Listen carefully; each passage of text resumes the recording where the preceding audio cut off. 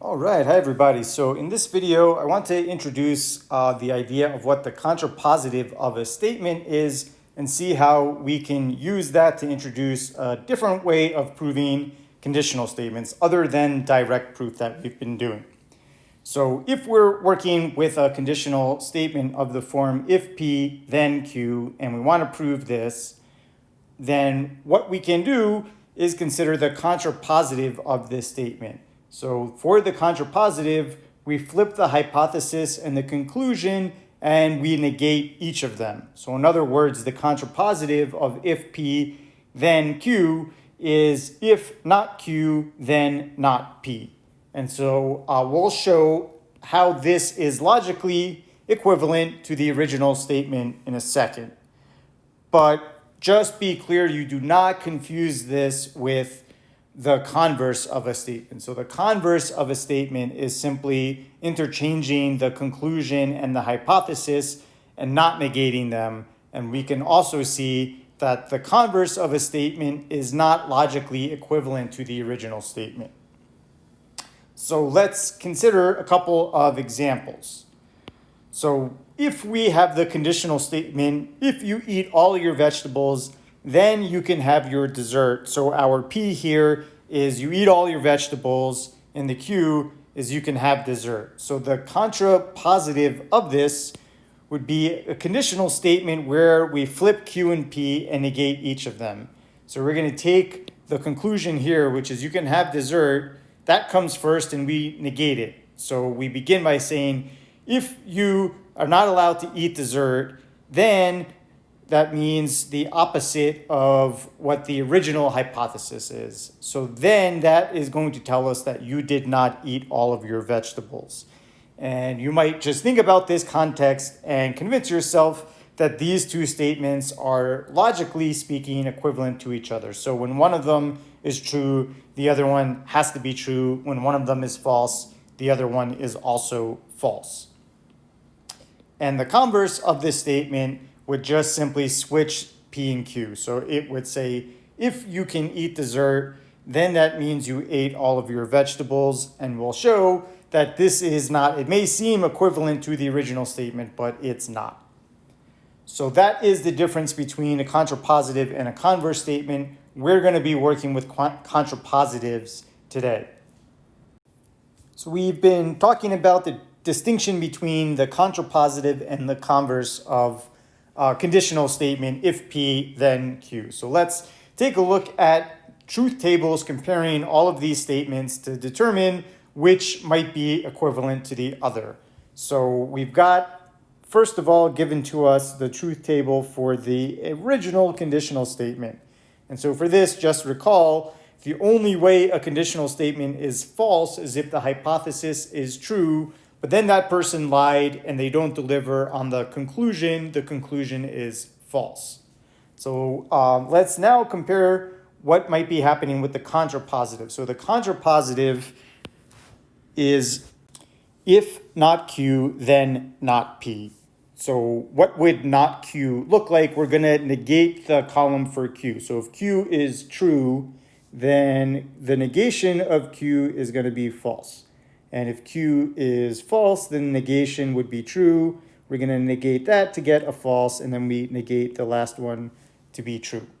And then we do the same for P. And so if at first P was true over here, the negation would be false, false, true, and true. So now we have the truth, all the possibilities for the negations of Q and P.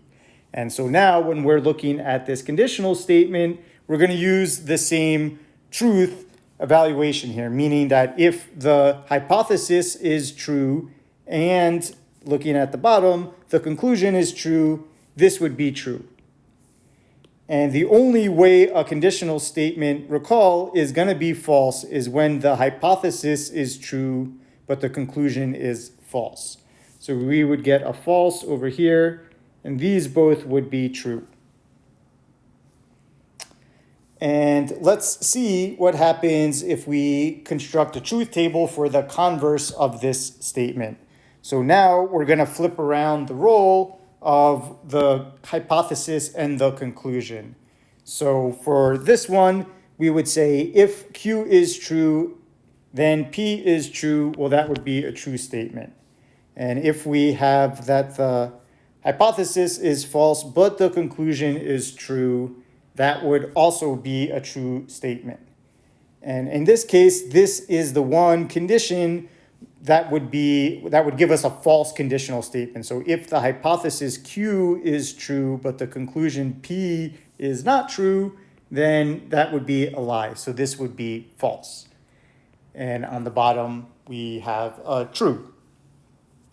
So now that we have these truth tables, let's use them to see whether or not these statements, the contrapositive and the converse, whether they're logically equivalent to the original statement. And so here is the original statement, the truths for the original statement. And if we compare it to the column for the contrapositive, we can see true and true, false matches the false, true and true, true matches the true.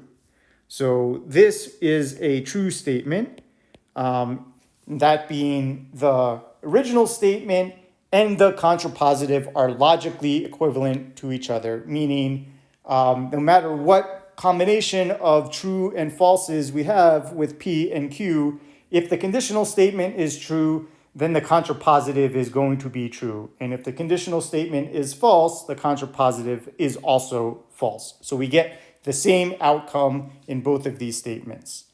Whereas if I compare it to the converse, which was over here in the very last column, the truths match up, but we can see over here that if P is true and Q is false, then P implying Q is a false statement, whereas if we flip the condition and the hypothesis around, or the hypothesis and the conclusion around, then in this case, we get the opposite result. So this is false, and that is the statement and its converse are not logically equivalent to each other. So the fact that a statement and its contrapositive are logically equivalent to us is going to give us another way of trying to prove conditional statements. So we're going to work with a different proof method called a contrapositive proof in class. So I just want to outline what those steps would look like and take you through one example. So contrapositive is an alternative method to direct proof for proving conditional statements. And because we've shown that the contrapositive is logically equivalent to the conditional statement if P then Q, then whether I prove that this is true or whether I prove that this is true, it's the same at the end of the day because these two statements are, logically speaking, equivalent to each other. They're just stated in different ways. And so we'll see that sometimes this might give us a nice way of proving a conditional statement. So the outline for this proof would be, well, first, like always, it's helpful to identify what is the statement P, what is the statement Q, and then negate each of those statements. Then once we've identified what the negation of P and the negation of Q are, it's going to help us identify where we start and what we're working towards at the end. So with the contrapositive, we now suppose the negation of Q. And that's where we would start building our connection of, this by definition implies that, and ultimately you're working your way to try and show that the negation of P is true. And then if the contrapositive statement is true, then it must follow that the original statement is true, again, because we've seen these two statements, the contrapositive and the original, are logically equivalent to each other. So let's walk through an example on the last slide. So let's consider the following example. If x is an integer, let x be an integer. We want to prove that if the expression x squared minus 6x plus 5 is even, then q is odd.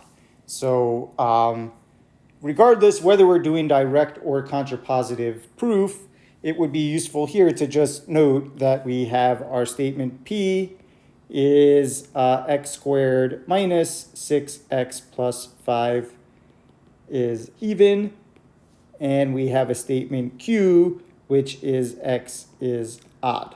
Okay, and again, we're assuming x is an integer. And if we're doing direct proof, then recall we start by supposing that P is true. So in this case, we would start by supposing x squared minus 6x plus 5 is an even number. And where we're moving with this is we are trying to show, therefore, x is an odd number. We're trying to show that Q is true. So we would want to show that x can be written in the form 2b plus 1. That would mean it's odd. And so we can start by going along and saying, what does it mean if P is true? That would tell us that x squared minus 6x plus 5 is equal to 2a for some integer a. And now if you consider where is it that we need to go, it's going to be pretty awkward and maybe not so natural to prove this directly, because we would want to solve for x somehow and be able to show that x has to be in this form. So this might be a situation where proof using the contrapositive, proving the contrapositive might be simpler. So let's see what the negation of these statements would be. So for the contrapositive, we are going to start by supposing the negation of Q, which in this case would mean we're going to start with the assumption that x is an even integer, and then we're going to try and show that the negation of P is true, which is x squared minus 6x plus 5 is odd. So it is going to be useful to just do some scratch work on the side to identify what these two negations are.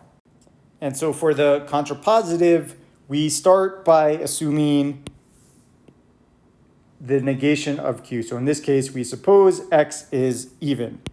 And we're going to try and show in the end that x squared minus 6x plus 5 is odd, which is the negation of the original P. So what does it mean for x to be even? So this would tell us there is some integer a so that x can be written as 2 times a. And it might be a little more natural to start with knowing what x is and then trying to show what is going to happen with this quadratic expression. Whereas if we were to use direct proof, then we kind of start with the quadratic, and it's going to be a lot more difficult to try and simplify and solve for x. So at this point, it just becomes an algebraic problem. We've got that x is equal to 2a, and now we plug that into our quadratic expression. So plugging in 2a in place of x, well, that would give us 4a squared minus 12a plus 5. And since we're hoping to move towards not p, I want to show that this is odd. I want to have a plus 1 plus some stuff over here, which hopefully is a multiple of 2. So I'm going to take this 5, use 4 of them over here, and keep the plus 1 out here. And now this term, we can factor 2 out of everything. So that gives us 2 times the quantity 2a squared minus 6a plus 2 plus 1.